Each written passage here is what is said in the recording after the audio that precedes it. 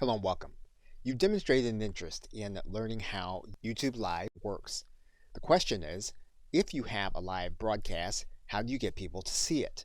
Now, you may already recognize that having someone watch your live stream while also seeing all of the other videos that are going to be available suits the platform well, but may or may not suit your business or organization well. So it's necessary to look at a number of tools that you have at your disposal within YouTube as well as outside of YouTube to get the word out about your live stream.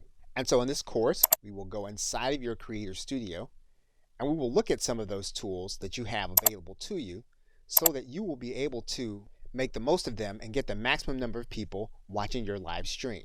So we'll look at your channel customization tools. We'll also show you how to provide an easy to use subscribe link. We'll also take a look at some of the success factors in making your live stream visible and attractive for others to click on.